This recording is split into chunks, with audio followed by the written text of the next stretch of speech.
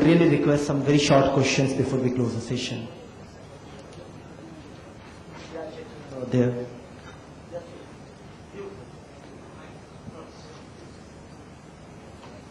Can somebody provide him the mic?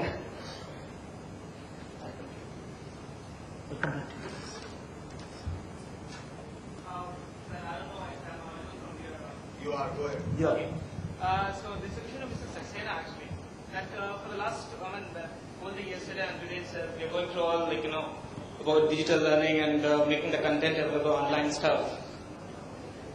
Are we trying to make it education just as a privilege of the rich? We are trying to, we are providing more and more and more and more, but the base is still the base, right? What we make it online, what we, looking through Mathscrew or looking through any simulation, definitely all the simulations help it. But after all, whatever we're discussing is the teachers, the quality of teachers, the quality of education system, and the infrastructure available. How do we feel that we are targeting only 2% or might be 5% maximum of the entire billion population? How do we go ahead with this entire conference into making India an educational superpower or going ahead into that direction?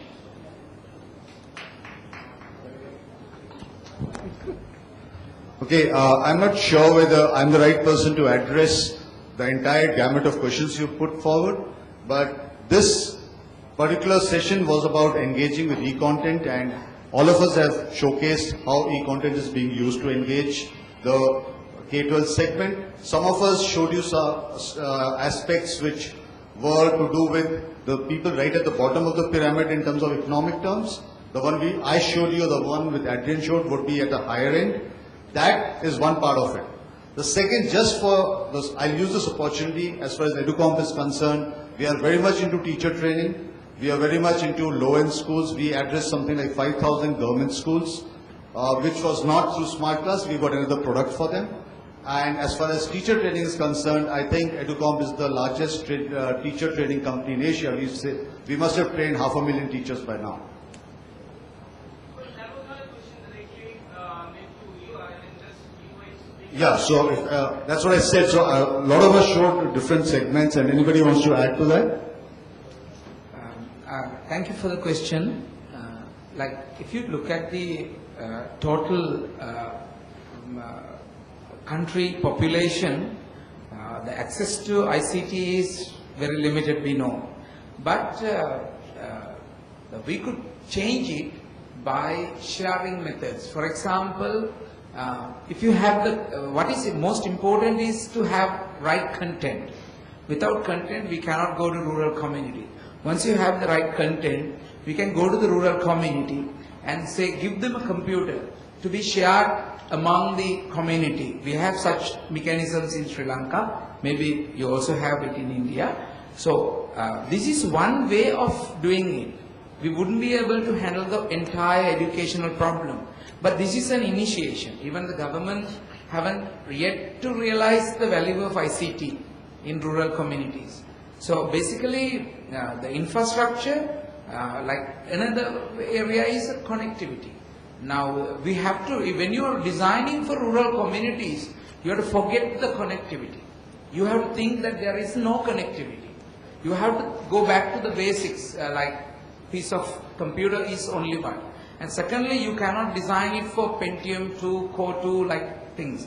You are designed for all computers. So if you do so, you can go to the villages and give them an opportunity to use such systems.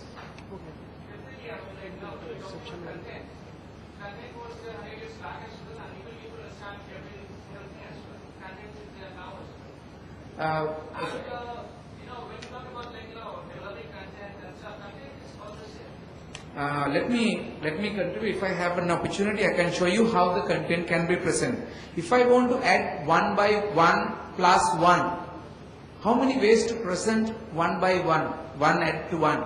So the technology permits you to write program script for the user to interact with mathematics. So that is not available in 100 years ago. But what we had 100 years ago may have changed. For example, the concepts of living eco-living, or history changes, new finding can change. So therefore content has to be always to be upgraded. And computer can be used to innovate the education, faster learning. So therefore the content always, when we say content, it is not just text and photographs. Sometimes it can be a Java applet. Sometimes it can be an animation. Sometimes it can be an interactive exercise. So therefore, ICT is very useful in learning. But what we have to innovate is, in the rural communities, the methodologies. The technology wouldn't play a big role in rural communities.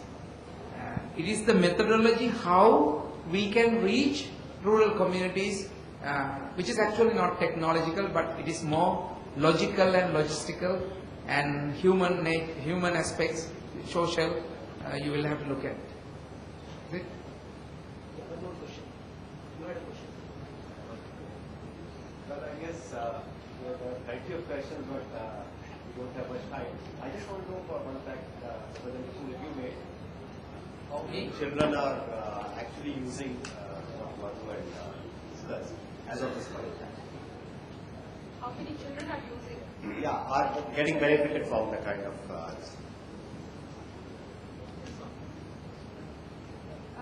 Actually, that question is very relevant because that talks of the actual usage of the program at the field level.